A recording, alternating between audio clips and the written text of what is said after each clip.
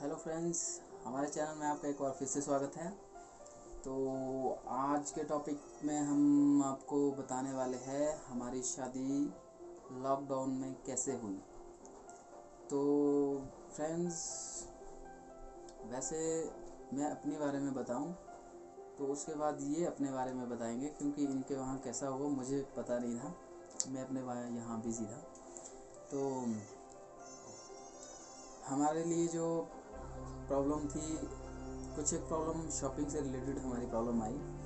तो बात ये थी कि हमने जो है मैरिज का काफ़ी इंतज़ाम किया हुआ था, बहुत ही अच्छे से इंतज़ाम किया हुआ था, लेकिन धीरे धीरे जो है एग्जैक्टली 7 तारीख को हमारी शादी शुरू थी, तो 7 तारीख को ही लॉकडाउन लग गया।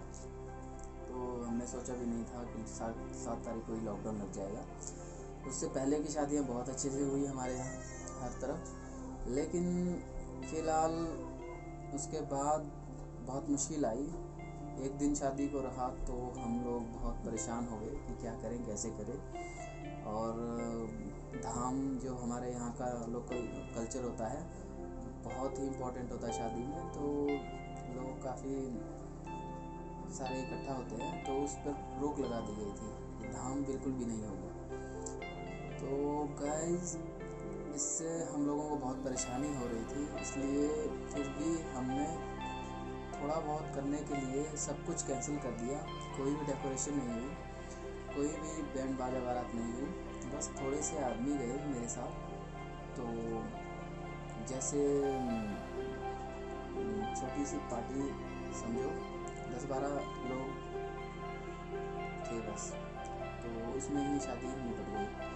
इम्पोर्टेंट जो लोग थे वो हमने उसमें उनको इनवाइट किया हुआ था, बाकी उसमें सब कुछ क्लियर हो गया। तो दूसरी तरफ क्या प्रॉब्लम रही वो आपको ये बताएंगे, बताइए अपने व्यूज़ को। जैसा कि इन्होंने बताया कि हमारी शादी लॉकडाउन में हुई है, तो हमारी शादी में बहुत सारी प्रॉब्लम आई।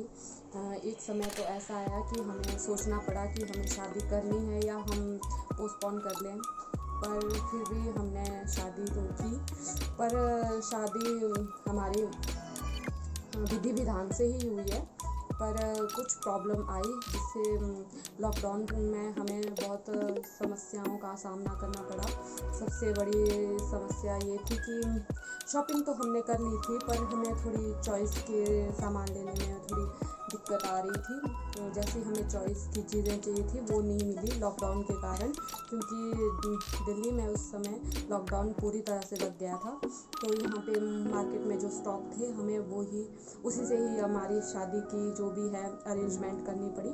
तो उसके बाद जब शादी नज़दीक आई, पहले तो 25 तारीख तक तो शायद शादी में 50 लोग इनवाइट थे, तो हमने भुंतर में अरेंजमेंट किया था शादी का।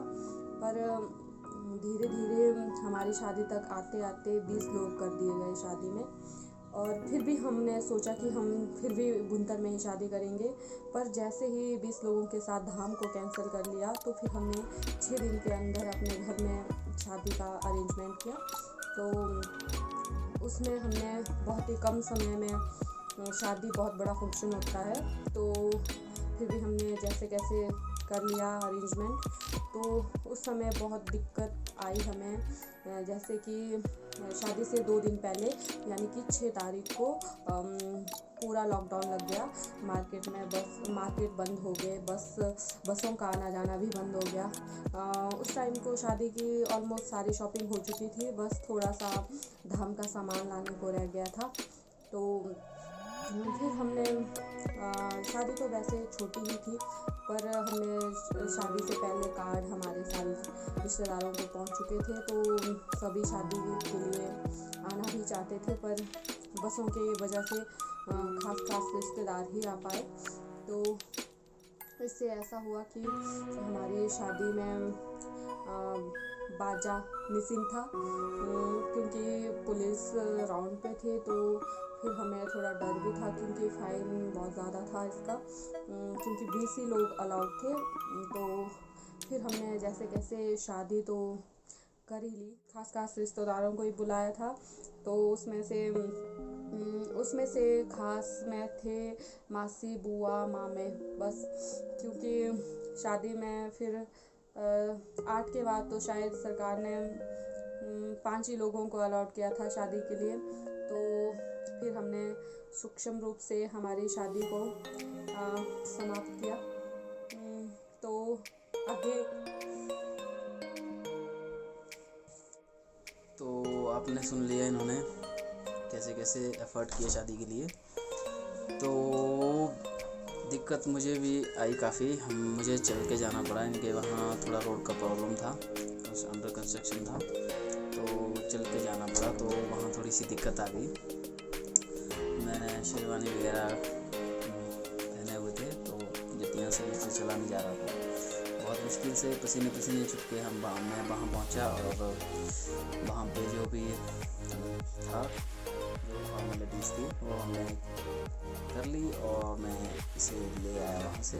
तो फिर उसके बाद शादी ख़त्म होने के बाद सब कुछ नॉर्मल ही था, बस बाज़ार बंद थे, लॉकडाउन लगा हुआ था।